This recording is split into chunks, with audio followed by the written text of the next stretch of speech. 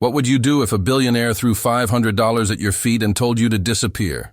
Victoria Carmichael was just a waitress at Manhattan's most exclusive restaurant. Julian Blackwell was a hedge fund CEO who moved $3 billion with a phone call. He saw her as furniture. She saw him as a man about to lose $200 million. On a cold November night, during the biggest acquisition deal of his career, Julian made a fatal mistake. He humiliated the wrong woman. What Victoria did next, exposing a massive fraud in 12 minutes with surgical financial precision, didn't just save his company. It revealed she was worth $50 million and the legendary ghost investor his fund had been desperately trying to find. This is the story of how one woman's silence became the most expensive lesson a billionaire ever learned. Stay until the end and don't forget to subscribe to the channel so you don't miss any stories. And if you like it, please hit the like button. The Sterling Room didn't announce itself. Tucked between a private wealth management firm and an art gallery on East 67th Street, its entrance was marked only by a discreet brass plaque and a doorman who knew every face that mattered. Inside, the restaurant existed in a realm of hushed luxury, velvet banquettes the color of aged wine, marble floors that swallowed sound, and crystal chandeliers that cast amber light like liquid gold. The air smelled of truffle oil, seared duck, and old money. This was where Manhattan's elite came not to be seen, but to conduct the business of being powerful. Victoria Carmichael moved through this world like a ghost. At 32, she had perfected the art of invisibility. Her black uniform was immaculate, her dark hair pulled into a tight, practical bun, her movements economical and silent. She didn't walk so much as glide, anticipating needs before they were voiced, refilling wine glasses at the exact moment they reached half empty, clearing plates with hands that never rattled silverware. In 5 years at the Sterling Room, she had become a fixture, reliable, unremarkable, and utterly forgettable. That was precisely the point. Table 12 needs their check, Tori. Harrison Webb, the general manager, barely glanced at her as he polished a wine glass behind the bar. His British accent had grown sharper during his 20 years in New York, especially when he was anxious. Tonight, his hands moved faster than usual. On it, Victoria replied softly.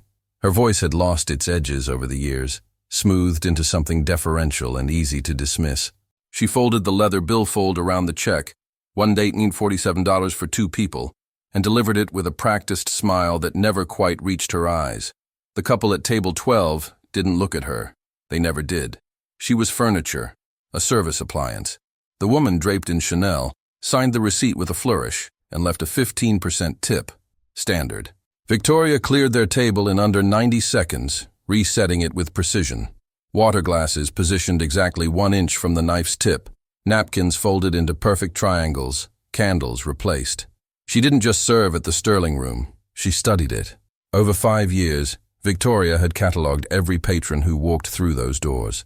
The hedge fund managers who ordered the 2005 Chateau Margaux to impress clients they were about to screw over. The tech entrepreneurs who wore $2,000 hoodies and still checked their phones during appetizers. The society wives who picked at $30 salads and discussed charity galas that cost more than most people's annual salaries. She knew their patterns, their tells, their weaknesses.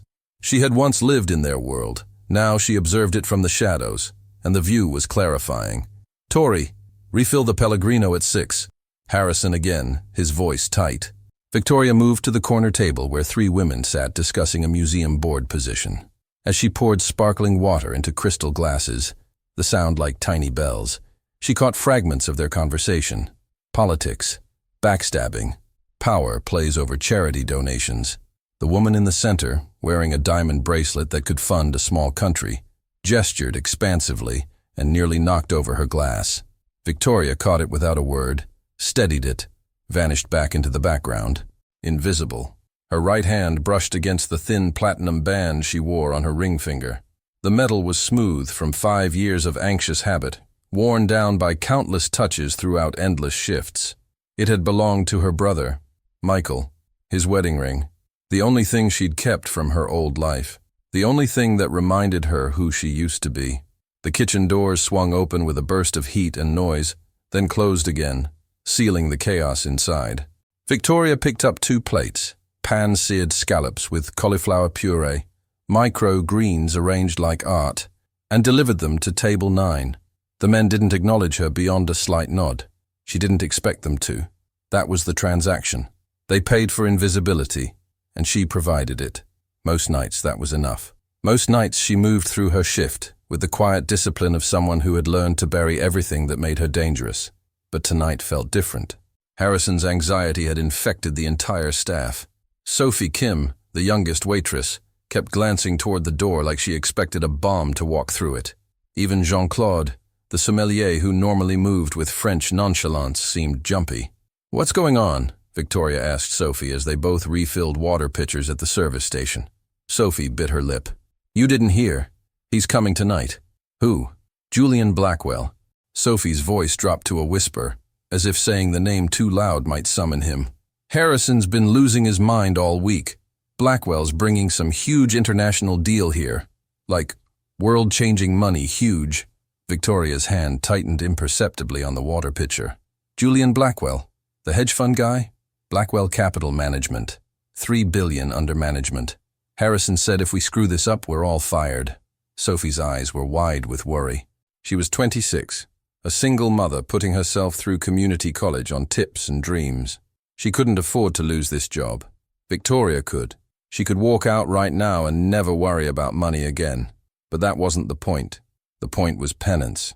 The point was remembering what it meant to be human in a world that treated humans like commodities. "We won't screw it up," Victoria said gently. "Just do what you always do. Breathe. Stay present." Sophie nodded gratefully and hurried off to her section. Victoria stood for a moment at the service station, her reflection caught in the polished silver of a champagne bucket. Tired eyes, lines forming at the corners, hands that bore small scars from 5 years of hot plates and broken glass. She looked exactly like what she was supposed to be, a woman in her 30s, working a service job, invisible to the people who mattered. Perfect. Harrison appeared at her elbow, his face flushed. "Tori, I'm putting you on table 1 tonight. The big booth, Blackwell's table." Something cold flickered through her chest. "Why me?" "Because you're the best. You never make mistakes. You're invisible." Harrison said it like a compliment, like being erased was an achievement. "He's bringing 3 major investors, German, Chinese, and Middle Eastern money. This is a $200 million deal. I need you flawless." "Understood." "And Tori?" Harrison's voice dropped. "Don't engage. Don't make eye contact unless directly addressed. These people don't want conversation. They want efficiency. Got it?" "Got it." She had been erased before, by men who thought their money made them gods, by a system that valued wealth over integrity, by her own choice when fighting back had cost her everything. But Julian Blackwell didn't know any of that. As Victoria reset table 1, the restaurant's largest and most prestigious booth, positioned in the back corner with sightlines to the entire room, she allowed herself a moment of curiosity. She'd heard of Blackwell, of course. Everyone in finance had. He was a titan, ruthless, brilliant, the kind of man who made markets move with a single trade, the kind of man who probably didn't know the names of anyone who served him. She polished the silverware until it gleamed, adjusted the candles, made sure the leather-bound wine list was positioned perfectly. Then she stepped back and waited. At precisely 8:15 p.m., the front door opened, and the temperature in the Sterling room seemed to drop 10 degrees. Julian Blackwell had arrived. Victoria watched from her station as Harrison practically genuflected, taking Blackwell's coat with trembling hands. She watched as the man moved through the restaurant like he owned not just the room, but the air inside it. Tall, sharp-featured, wearing a suit that probably cost more than 3 months of her rent. He didn't look at any of the staff, not once. His eyes swept the space with the calculating gaze of someone assessing assets. And then he was walking toward her, toward table 1. Victoria's heart rate didn't change. Her breathing stayed steady. She had practiced this for 5 years. The art of not reacting, of being present but not seen, of observing everything while revealing nothing. Julian Blackwell slid into the booth without a word to her, without even a glance. Good. She had spent 5 years becoming invisible. She had buried Victoria Carmichael, the Titan, and built Tori the waitress from the ashes. She had learned to be no one. She dismissed it as just another arrogant billionaire dinner. Just another shift in a long string of shifts, where powerful men moved money around and forgot the people who served them. She was wrong. Julian Blackwell didn't walk into a room. He conquered it. Victoria had served hundreds of wealthy men over 5 years, but even from across the restaurant, she could feel the difference. Conversations didn't just pause as he moved through the Sterling room. They died mid-sentence. Heads turned. The entire ecosystem reorganized around his presence. He was tall, just over 6 feet, with the kind of build that suggested expensive personal trainers. His suit was charcoal brioni, probably $25,000 of Italian wool. The watch on his wrist caught the light. A Patek Philippe Nautilus, rose gold, easily $80,000. His hair was dark with silver at the temples, and his face was all sharp angles, a jawline that could cut glass, eyes the color of cold steel. Harrison hovered at his elbow like a nervous satellite. "Mr. Blackwell, your table is ready. The Chateau Margaux 2005. Decant it now. My guests arrive in 12 minutes. Julian's voice was a baritone that expected obedience. He didn't look at Harrison when he spoke. "Of course, sir. Right away." Julian slid into the booth at table 1, pulling out his phone. Victoria approached with water and a menu, her movements silent. She set the water down precisely. "Good evening, Mr. Blackwell.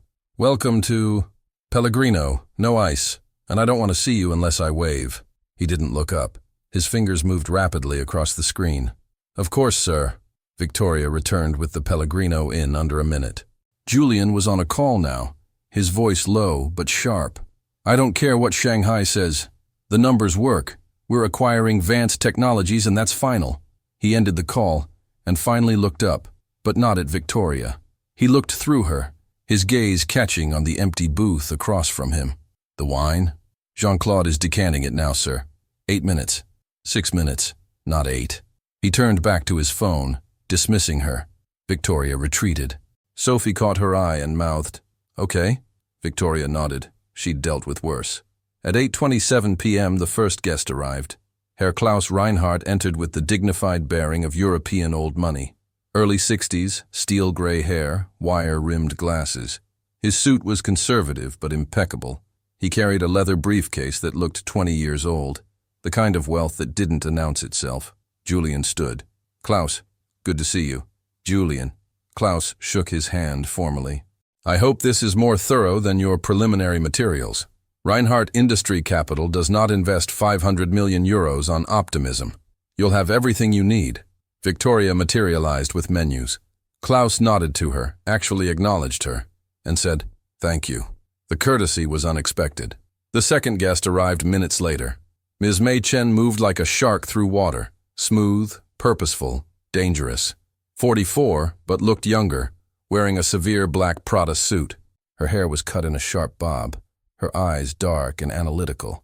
She represented Chen Ventures, one of Shanghai's most aggressive tech consortiums. "Miss Chen," Julian stood again, "thank you for making the trip. I almost didn't. Your due diligence package was thin." May's English was precise. "This evening will provide substance." The third guest arrived at 8:41 p.m. Sheikh Omar al-Rashid didn't need to announce himself. Mid-50s, wearing a tailored Western suit beneath a white gutra secured with gold. His beard was immaculate, his eyes warm but penetrating. He represented Dubai's sovereign wealth, billions in capital. Sheikh al-Rashid. Julian's warmth reached its peak. "Julian, I trust this will be productive. Time is a gift from Allah. I do not waste gifts. You won't be disappointed." Jean-Claude arrived with the Chateau Margaux, pouring carefully into 4 glasses. The wine was the color of rubies, probably $5,000. Victoria watched from her station. 3 major investors, billions in combined capital. This wasn't just dinner, this was theater. "Tory," Harrison appeared, voice tight. "You're serving that table exclusively. Anticipate everything. Don't speak unless spoken to." "Understood." Julian began his pitch. "What I'm about to show you will change fintech in North America. Vance Technologies has developed a fraud detection algorithm that surpasses anything on the market. 47 million in annual recurring revenue, patents creating a 10-year moat, acquisition interest from every major bank." Victoria placed menus, her movements automatic. But when Julian said Vance Technologies, something triggered in her memory. A faint alarm bell. The acquisition price is 200 million, Julian continued. We close in 60 days. Within 18 months, we're looking at $1 billion exit. ROI at 400%. Klaus studied his wine. And the founder? Rachel Vance, MIT graduate, former Goldman analyst. Brilliant. A woman appeared at the entrance. Mid-30s, auburn hair, confident smile. Navy dress, perfect balance of professional and feminine. Allow me to introduce Rachel Vance. Rachel shook hands with each investor, her grip firm. She slid into the booth next to Julian, and they synchronized like practice partners. Ms. Vance, Klaus began, how does your algorithm differ from existing systems? As Rachel launched into technical details, Victoria served courses silently, but her mind was working. Vance Technologies. She knew that name. The evening progressed. Appetizers arrived. Victoria cleared plates like a ghost. The conversation grew more intense. Financial projections, market analysis, competitive advantages. Then it happened. A young busboy approached to refill water. His hand shook. His elbow caught Julian's wine glass. The Chateau Margaux spilled across the white tablecloth in a spreading crimson stain. The busboy froze, face draining of color. I'm so sorry. Julian's expression didn't change, but something cold entered his eyes. He pulled out his wallet, extracted $200 bills, and placed them in the wine stain. Take it, Julian said quietly. Buy yourself some coordination lessons. The busboy grabbed the money and fled. Victoria watched, her hand touching the platinum band on her finger. Casual cruelty. Money as a weapon. She'd seen this before. The table returned to business. New wine arrived. The moment passed. But Victoria didn't forget. At 9:15 p.m., Julian waved her over. We need the check. Clear these plates. We're moving to the presentation. Victoria collected dessert plates silently. As she turned, Rachel Vance laughed and mentioned quarterly projections that made Victoria's blood run cold. Those numbers.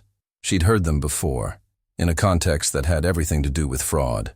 At 9:47 p.m., as Julian led his guests toward the private dining room, everything clicked. She knew exactly who Rachel Vance was. She knew what Vance Technologies really was, and she knew Julian Blackwell was about to sign a $200 million death warrant. Victoria stood in the dining room, heart rate calm, breathing steady. She could stay invisible. Let this play out. It wasn't her problem. But then she thought about the busboy, about Sophie, about everyone Julian Blackwell had dismissed as furniture. And she thought about her brother, Michael. At 9:47 p.m., Julian Blackwell would make a choice. He would throw money at the wrong waitress, and the world would shift. The private dining room at the Sterling Room was soundproofed, designed for exactly this kind of moment. Leather chairs, polished walnut table, lighting that created intimacy. Julian had reserved it for 3 hours at $5,000. Victoria had been inside 47 times in 5 years. She knew every detail. The service entrance, the single window overlooking 67th Street. Harrison assigned her exclusively. Stay invisible. Water, wine, coffee. Don't listen, don't react, don't exist. She nodded. Invisibility had always been her weapon. At 9:52 p.m., Victoria entered carrying fresh wine glasses. The presentation had begun. Rachel Vance stood at the head, laptop connected to a screen displaying financial projections. Our customer acquisition cost has dropped 40% year over year while retention climbed to 92%, Rachel said confidently. This is current performance. Victoria refilled water glasses mechanically. Klaus took notes. May's fingers flew across her phone. Sheikh Omar sat thoughtfully, fingers steepled. Julian watched Rachel with satisfaction. Our fraud detection accuracy rate is 98.4%, Rachel continued. Next closest competitor is 89%. We're in a different category. Victoria caught a glimpse of the screen. Revenue projections, customer lists. The numbers were impressive. Too impressive. She retreated to the corner, hands folded, eyes down. Invisible. The intellectual property alone is worth the acquisition price, Julian said. 3 separate valuations confirm 200 million is conservative. Patents can be challenged, May said. What's your defensibility? 17 patents, across 4 jurisdictions. Core algorithm protected by trade secret. Even reverse engineering would need 3 years and 50 million in R&D. Victoria's mind raced. She'd built a company once, Real growth was messy, uneven. This was too smooth, too perfect. Then Rachel clicked to strategic partners, and Victoria's breath caught. Second row of logos. Quantum Edge Solutions. Quantum Edge. She'd sued them 5 years ago. Shell company. Fraud. Dissolved in 2022 after SEC investigation. They didn't exist anymore. But Rachel listed them as an active partner. $8 million contract. Victoria's hand moved to the platinum band, twisting it. If Quantum Edge was fake, what else was? Data Stream Analytics, acquired 3 years ago, no longer operating. Meridian Financial, bankruptcy 2023. Rachel Vance was running an elaborate con, and Julian Blackwell was about to write a $200 million check for it. Questions? Rachel asked. Klaus tapped his pen. I want to see customer contracts, actual signed agreements. My legal team can provide those tomorrow. I want to speak with your engineering lead, May added. I'll arrange it. Sheikh Omar leaned forward. What happens if you're hit by a bus tomorrow? Does this survive? Rachel laughed. That's why this acquisition makes sense. Blackwell has infrastructure to scale beyond any single person. Julian stood. I've seen enough. We'll have term sheets by Friday. Closing in 60 days. Klaus and May exchanged glances. Not fully convinced, but Julian's confidence was absolute. Let's celebrate, Julian said. Tori, he snapped fingers without looking. Bring the Macallan 25. 4 glasses. Victoria moved toward the door. She could walk away, serve scotch, let Julian sign his death warrant. But $200 million, 3 decent investors, and Julian who threw money at people like insults. She thought about the busboy, Sophie, 5 years watching powerful men hurt people. She thought about Michael. She set the tray down with a soft, deliberate click. Her hands were steady. Inside, something dormant for 5 years was waking. Victoria walked to the main dining room. Harrison polished glasses anxiously. Sophie served table 6. Normal rhythm continued, oblivious to the fraud about to be sealed. Then the door opened. Julian emerged laughing. He moved toward the booth, his investors following. He didn't glance at Victoria, just a waitress, invisible. Julian pulled out his wallet as he sat. Victoria approached with menus. He peeled off 5 $100 bills and tossed them onto the table without looking at her. That's your month's rent, he said casually. Pick it up and disappear. We're done with service. The bills landed with a soft sound that echoed. Sophie gasped. Harrison froze. May's eyes widened. Klaus set down his glass. The Sheikh's expression hardened. Victoria didn't move. She looked at the $500. At Julian's face, so certain. At Rachel beside him, con about to succeed. She made her choice. Victoria bent down slowly, but she didn't pick up the money. She picked up Rachel's leather portfolio. Vance Technologies. Investor presentation.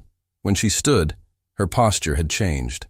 Shoulders back, chin up, eyes meeting Julian's directly for the first time. Mr. Blackwell, she said, voice no longer soft. Before you sign anything, there's something you should know. The restaurant went silent. In that split second, Victoria Hayes Carmichael ceased to be a waitress. The invisible girl was gone. In her place stood something forged in boardrooms, honed by betrayal, utterly capable. And Julian Blackwell was about to learn the most expensive lesson of his life. Julian Blackwell stared at Victoria like she'd materialized out of thin air. For 5 years, she'd been furniture. Now she was standing at his table, holding Rachel Vance's presentation portfolio, her voice carrying authority that made heads turn. Excuse me. Julian's tone was ice. I don't recall asking for your opinion. You didn't, Victoria said calmly. But you're about to lose $200 million on fraud. So I thought I'd mention it. The silence was crushing. Every conversation in the Sterling room died. Harrison dropped a wine glass. It shattered like a gunshot. Rachel Vance went pale. Julian, I don't know what she... Mr. Blackwell, Victoria continued, never breaking eye contact. Vance Technologies reports $47 million in annual revenue through strategic partners. She opened the portfolio. This partner, Quantum Edge Solutions, $8 million contract.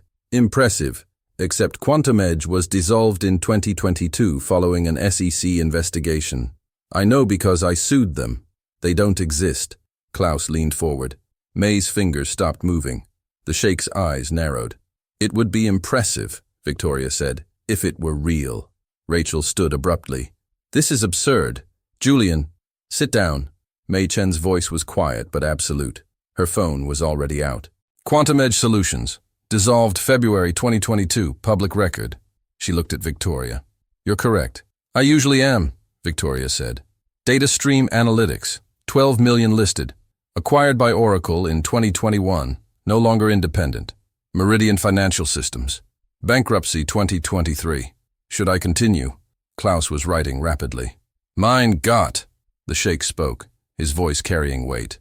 Young lady, how do you know this? Victoria's eyes met his. The mask cracked. Something fierce looked out. Because I built a fraud detection company worth $50 million. And I spent 3 years fighting people exactly like Ms. Vance. Julian finally found his voice. Who the hell are you? My name, Victoria said, and for the first time in 5 years spoke it fully, is Victoria Hayes Carmichael, CEO and co-founder of Carmichael Technologies. We developed the first AI-driven fraud detection for fintech. We sold for $50 million 5 years ago. She paused. You may have heard of us. Color drained from Julian's face. Klaus dropped his pen. May's eyes went wide. The sheikh smiled. Carmichael Technologies, Klaus whispered. The ghost investor. I prefer anonymity, Victoria said. But yes. Impossible, Rachel stammered. You're a waitress. I am a waitress. I've been one for 5 years. Before that, I was a tech CEO. Before that, MIT graduate, double major in computer science and applied mathematics. Right now, I'm the person who just saved Mr. Blackwell from the stupidest investment of his career. She turned to the investors. Ms. Vance's company is a shell game. Patents are derivative or non-existent. The engineering team of 23? I'd be shocked if she has 5 employees. The 98.4% accuracy. Mathematically suspicious. Our system achieved 96% after 4 years and $50 million in R&D. May typed furiously. Patent database. Carmichael Technologies holds primary patents. Filed 2019 active. She glared at Rachel. Yours are continuations. Derivative. Weak. This is slander, Rachel tried. I will sue. With what? Victoria asked mildly. The company that doesn't exist? Julian stared at Victoria like seeing her for the first time, which he was. Victoria Carmichael, you've been serving me for 5 years. You've come here for 3. You never looked at my face. Never said please or thank you. Tonight you threw $500 at me and told me to disappear. She gestured at the money. You didn't recognize me because you never saw me. The weight settled like a physical thing. Klaus cleared his throat. Ms. Carmichael, can you provide documentation? Victoria pulled out her phone. iPhone 15 Pro, Julian noticed suddenly, and within seconds was projecting to the display screen. Financial documents appeared. SEC filings, patent registrations, dissolution records. Quantum Edge, dissolved, data stream, acquired, Meridian, bankruptcy, and here, the original Carmichael patent, January 2019. Compared to what Ms. Vance presented. May read, expression darkening.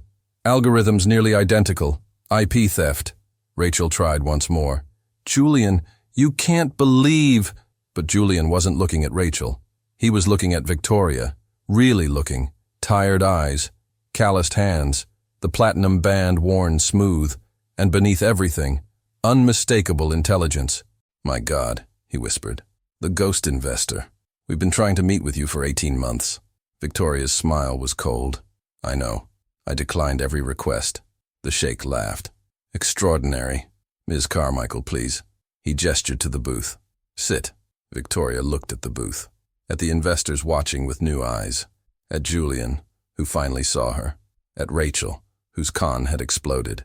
She untied her apron slowly, folded it precisely, placed it on the silver tray with Julian's $500, and Victoria Hayes Carmichael sat down, not as a waitress, as an equal.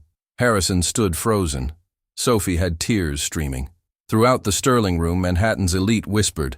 Hello, Mr. Blackwell, Victoria said. Now that you're actually looking at me, shall we discuss real fraud detection? Julian opened his mouth. No words came. Klaus acted first. Doctor, Carmichael, would you consult on this investment? Your expertise is exactly what we need. I'd be delighted. $25,000 per day. My first recommendation, run from Vance Technologies. The sheikh nodded. We shall take that advice. Ms. Vance, this meeting is concluded. Rachel stood, flushed with rage. You'll regret this. The only regret, May said coldly, is almost investing in fraud. Security will escort you out. As Rachel fled, Victoria sat calmly at the table she'd served for 5 years. The invisible waitress had vanished. A titan remained, and Julian Blackwell could only stare at the most expensive mistake he'd never made, because the woman he'd humiliated had just saved him from ruin. 5 years earlier, San Francisco, California. The conference room on the 42nd floor of the Transamerica Pyramid overlooked the bay. Victoria Carmichael, 27 years old, stood at the windows watching fog roll across the water. Behind her, her brother Michael paced. At 32, he was her CFO, the numbers to her vision. Together, they'd built Carmichael Technologies, 35 employees, partnerships with 6 major banks, a fraud detection algorithm the Wall Street Journal called revolutionary. They're offering $200 million, Michael said. Vicky, we bootstrapped on credit cards 3 years ago. Victoria turned. It's not enough. We're worth $300 million. Thomas is lowballing. Thomas Everett, her co-founder, the man she'd trusted with 40% of the company, currently negotiating their acquisition without her. Thomas says the board wants to move fast, Michael said carefully. Thomas wants to move fast because he negotiated his own package. He gets $70 million. I get 60 for a company I designed. The door opened. Thomas walked in. All California confidence and venture capital smile. 35. Stanford MBA. Connected to everyone. Great news. $200 million closing in 30 days. I didn't agree, Victoria said. The board voted 7-2. I control 60% of voting shares. Thomas's smile had edges now. You control 58%. I acquired 2% last week. Enough to shift board dynamics. The vote was legitimate. Victoria felt the world tilt. You bought shares to dilute my control? I secured rational business decisions. Sign the papers or get left behind. He left. The door clicked shut. Over 3 months, Thomas systematically dismantled her. The board turned. He'd cultivated relationships while she coded. Investors sided with him. He spoke their language. Media bought his narrative. Temperamental female founder can't handle success. Then Thomas made his final move. He produced audio recordings. Doctored, deep-faked. Victoria's voice discussing insider trading, bribing executives, falsifying results. I'm prepared to go to the SEC, Thomas told her, his lawyer beside him. Or you take $50 million, sign an NDA, disappear. Michael gets 25 and keeps his reputation. Or I destroy you both. Michael was there. Michael, who had a wife and 2-year-old daughter. Don't, Michael whispered. We'll fight. But Victoria did the math. 3 years of litigation. Millions in legal fees. Media crucifixion. Michael's family in the crossfire. I'll take the deal, she said. $50 million. Michael gets 30. We're done. 6 weeks to finalize. 6 weeks watching Thomas parade as the genius behind her company. 6 weeks watching her name erased. 6 weeks watching Michael grow thinner, quieter, more brittle. The day she signed, she walked into San Francisco sunshine and threw up in an alley. Michael found her there. We'll build something else, something better, I promise. 2 months later, Michael was dead. Heart attack, stress-induced, 32 years old. The battle, the betrayal, it had broken his heart. Victoria stood at his funeral holding his wedding ring. No one mentioned Thomas Everett. No one mentioned her brother had died fighting a con man. After the funeral, Victoria drove to New York City. She checked into a cheap hotel in Queens and made a decision. Thomas had made her invisible by erasing her name. Fine. She'd be invisible completely. She'd disappear into the world people like him never saw. She'd watch, study, learn how they operated when no one important was looking. 3 weeks later, Victoria Hayes Carmichael walked into the Sterling Room with a fabricated resume. Harrison hired her.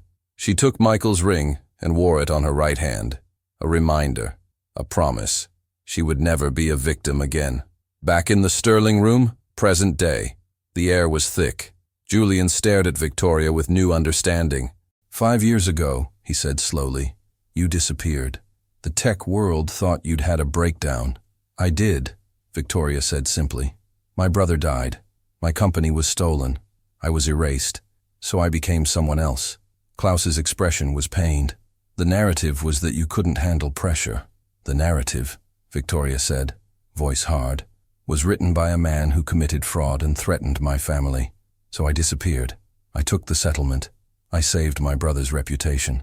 Then he died anyway. The Sheikh's eyes were full of understanding. And you came here to learn what men like us look like when we think no one is watching. Yes, for 5 years I've served Manhattan's elite. I've watched billion-dollar deals. I've seen marriages destroyed. I've listened to men like Mr. Blackwell treat humans like furniture. She looked at Julian. Tonight, you threw money at my feet. You dismissed me as irrelevant. Julian's face paled. I didn't know. You didn't need to know my story to treat me like a human being, Victoria said quietly. You never saw me because you never thought I mattered. May spoke softly. Ms. Carmichael, what you described, Thomas Everett committed felonies. Why didn't you prosecute? Victoria touched the platinum band. Because my brother had just died. Because I had no fight left. Because sometimes survival means walking away. She paused. But tonight, when I saw Rachel Vance running the same con that destroyed my life, I couldn't walk away. Not again. Silence. Finally, Julian spoke. Victoria, I've spent 3 years coming here. I never learned your name. Never saw your face. I treated you like you didn't exist.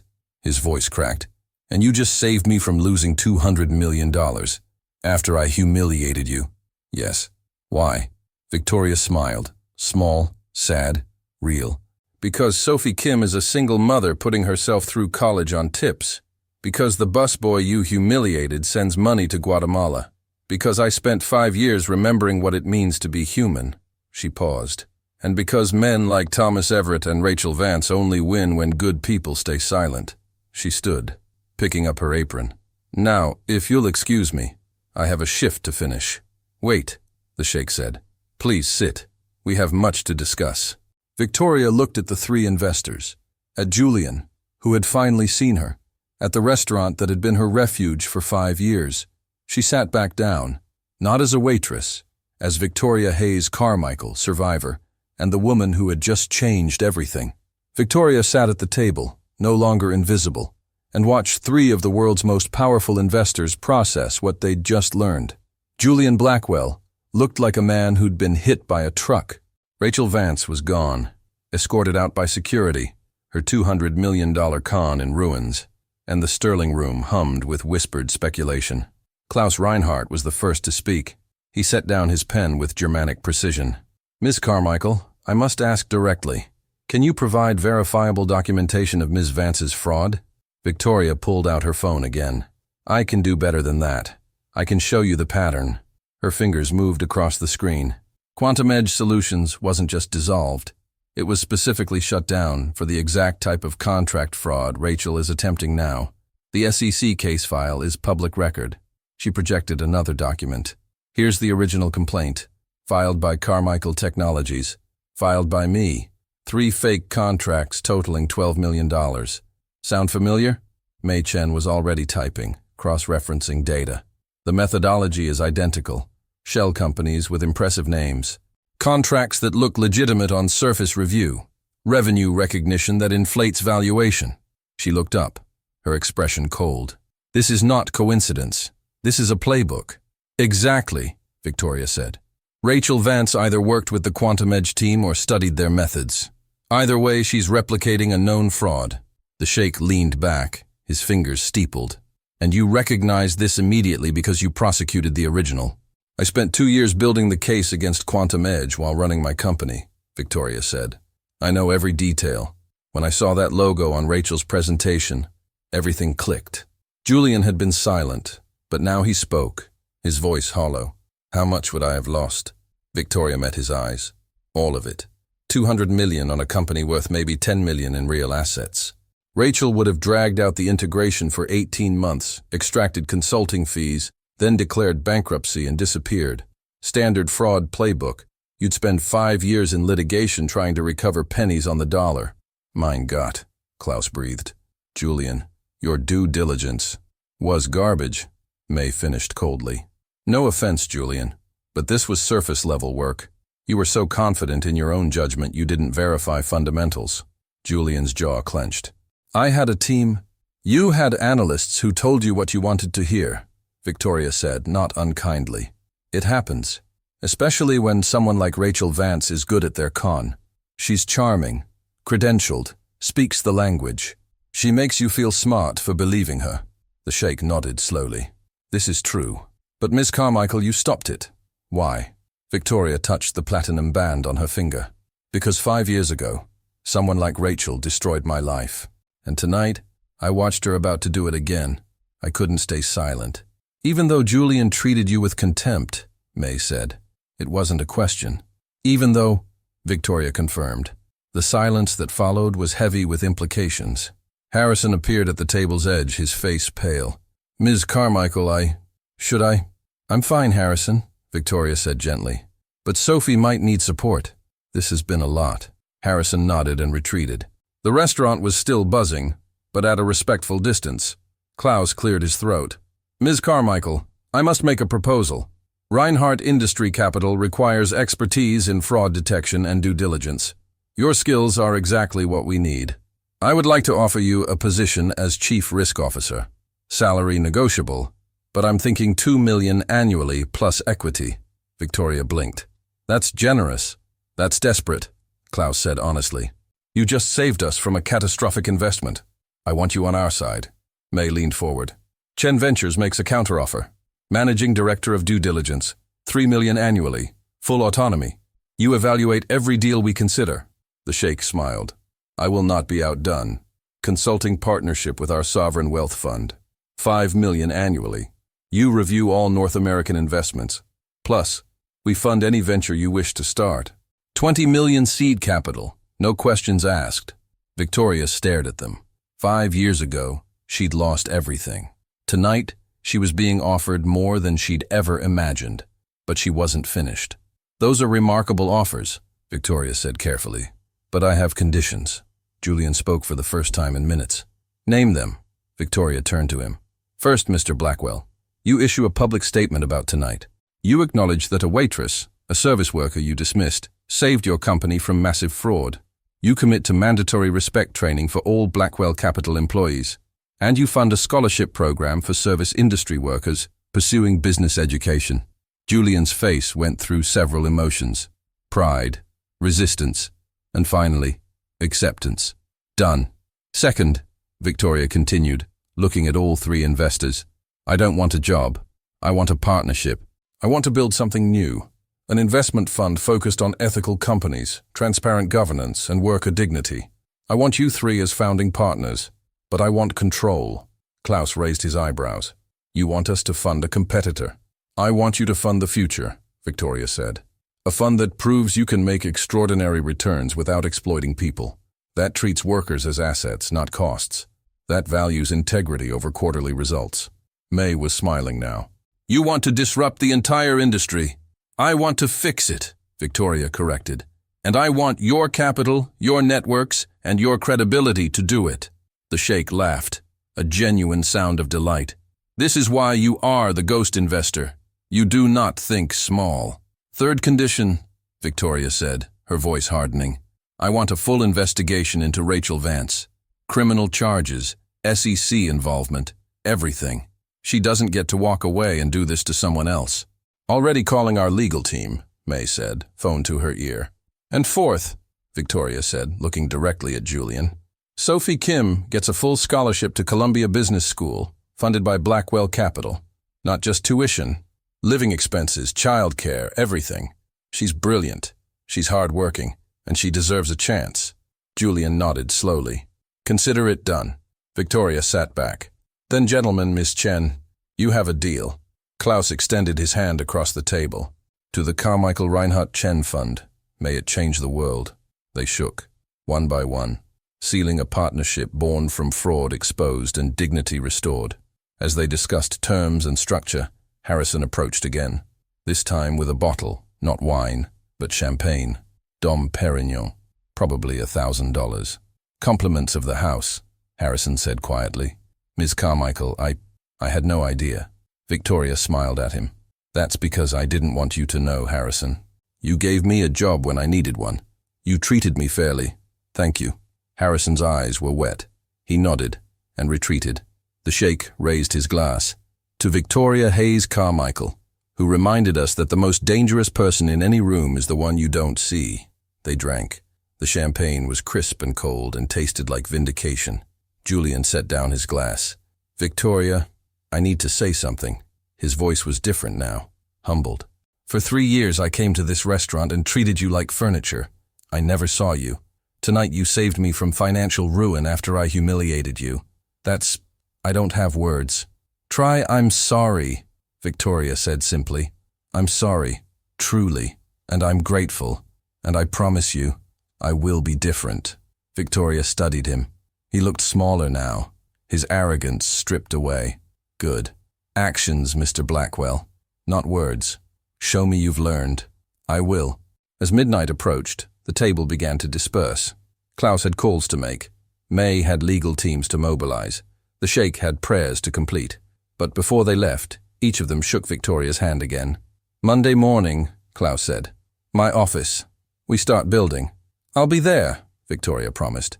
As they filed out, Julian remained. He looked at the $500 still sitting on the table where he'd thrown it. What do I do with this? He asked. Victoria smiled. Give it to Sophie, with an apology. Julian picked up the money, nodded, and went to find her. Victoria sat alone at table 1 for the first time in 5 years. She looked around the Sterling room, the velvet banquettes, the crystal chandeliers, the marble floors that had swallowed so many of her silent footsteps. She'd come here broken. She'd stayed invisible, observing, surviving. And tonight, she'd stepped into the light and changed everything. Harrison approached with a small envelope. This came for you, just now. Courier. Victoria opened it. Inside was a simple card with a phone number and a message in elegant script. Call me. We should talk. Thomas Everett. Victoria stared at the card for a long moment. Then she smiled, cold and sharp, and tucked it into her pocket. Thomas Everett had made her invisible once. He'd stolen her company, her identity, her brother. But Victoria Hayes Carmichael wasn't invisible anymore. And she had $50 million, 3 powerful partners, and 5 years of patient observation. The game wasn't over. It was just beginning. 6 months later. The offices of Carmichael Reinhardt Chen occupied the 52nd floor of 1 Vanderbilt, with views that stretched from the Hudson to the East River. Victoria stood at the floor-to-ceiling windows, watching January snow dust the Manhattan skyline, and marveled at how much had changed. Behind her, the office hummed with controlled energy. 40 employees now, 12 active investments, $2.4 billion in committed capital, and a mission statement that hung in the lobby. Profit with dignity, growth with integrity, wealth that lifts everyone. Her office was minimalist, glass desk, Herman Miller chair, a single photograph of Michael in a silver frame. The platinum band still circled her right finger, but it meant something different now. Not just grief, legacy. Ms. Carmichael? Her assistant poked her head in. Mr. Blackwell is here for his appointment. Victoria checked her watch. 3 p.m. exactly. Send him in. Julian Blackwell entered, and Victoria almost didn't recognize him. Gone was the $25,000 suit, replaced by something more modest. Gone was the arrogance in his posture.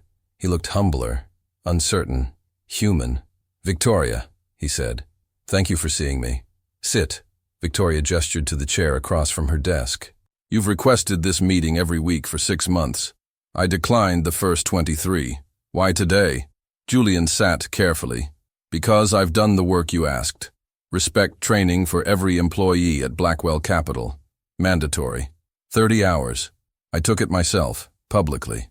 He pulled out his phone, showed her documentation. The scholarship fund is active. Sophie Kim started at Columbia last semester. Full ride, living expenses, childcare covered. Victoria reviewed the documents. Thorough, legitimate. And the public statement? Published in the Wall Street Journal, Financial Times, and Bloomberg. Julian's voice was quiet. I told the story. How a waitress I dismissed saved me from a $200 million fraud. How I'd been blind to people I considered beneath me. It was humbling. Good, Victoria said. Humility looks better on you than arrogance. Julian met her eyes. I want to invest in your fund. Victoria raised an eyebrow. You know our terms. Ethical companies only, transparent governance, worker equity requirements. It's not your usual playbook. I know. That's why I want in. You're proving it works. 12 investments, 0 failures, 28% average returns. You're beating the market while treating people like humans. He leaned forward. Let me learn from you, please. Victoria studied him.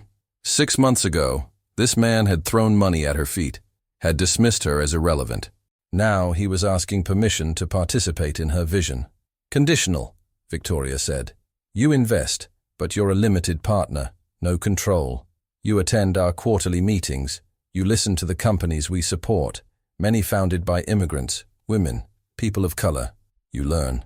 Yes, whatever you require. And Julian? Victoria's voice hardened.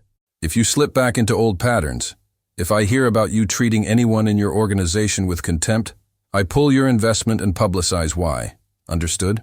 Understood. Victoria nodded. Then welcome to CRC Fund. Minimum investment is $10 million. Paperwork will be ready by Friday. Julian stood, extended his hand. Thank you. For the second chance. Victoria shook it. Don't thank me. Thank Sophie. She suggested I give you this opportunity. After Julian left, Victoria returned to the window. The city stretched below, millions of invisible people making it work. She thought about all the service workers she'd known, the housekeepers, delivery drivers, nannies, cooks, the architecture of civilization, treated as disposable. Not anymore. Not in her world. Ms. Carmichael? Her assistant again. Your 4 o'clock is here. The university event coordinator. Send them in. That evening, Victoria stood at a podium in Columbia Business School's auditorium. The room was packed. Students, faculty, press. Sophie Kim sat in the front row, beaming. 5 years ago, Victoria began, I was a waitress at an expensive Manhattan restaurant. Before that, I was a tech CEO. The journey between those two identities taught me everything I know about power, dignity, and who we choose to see. She told the story. Not all of it. Some wounds were still private, but enough.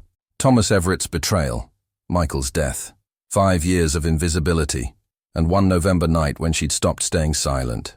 I'm not here to tell you that losing everything was good, Victoria said. It was devastating, but I learned something in those 5 years serving people who never saw me.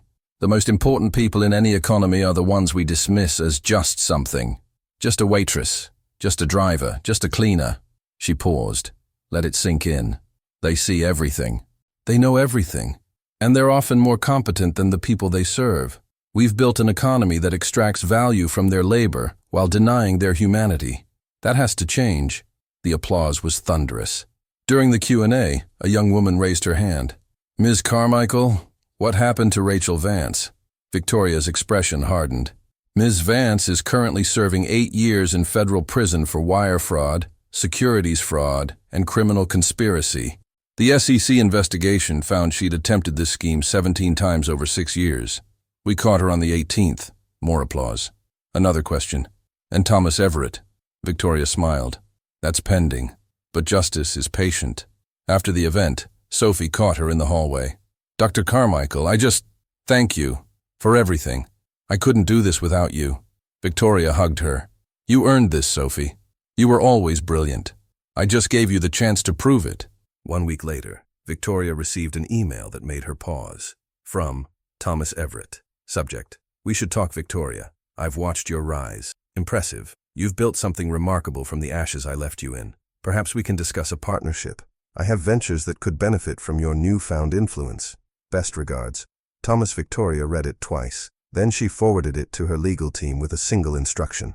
Add to evidence file. We move when ready. Thomas Everett thought she'd forgotten. He thought 5 years had dulled her memory of what he'd taken. He was wrong. But unlike Thomas, Victoria didn't need to destroy him immediately. She had time. She had resources. And she had something he'd never possessed.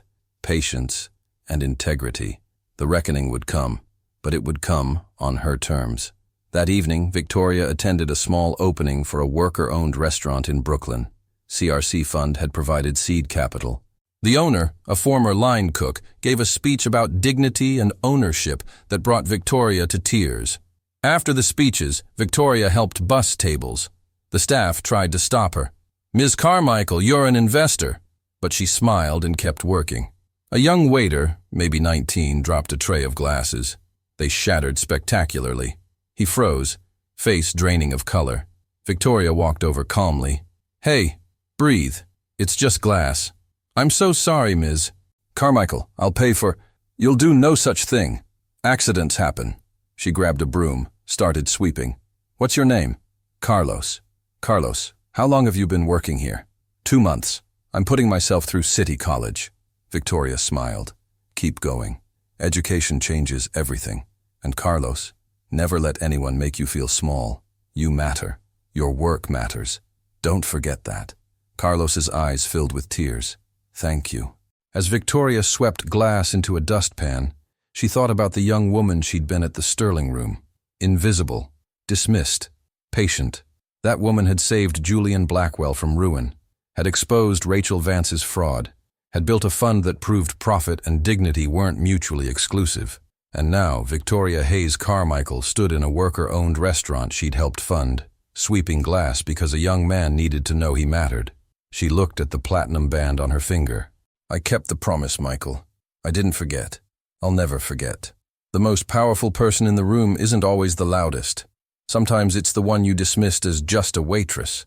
Sometimes it's the one who learned to see everyone while staying invisible herself." Victoria had been invisible for 5 years, but she'd never been powerless. She'd been watching, learning, waiting, and when the moment came, she'd changed everything, not with cruelty, not with revenge, with truth, integrity, and the simple revolutionary act of treating humans like humans. She didn't just reclaim her fortune, she reclaimed her voice, and in a world that tried to make her invisible, she became impossible to ignore.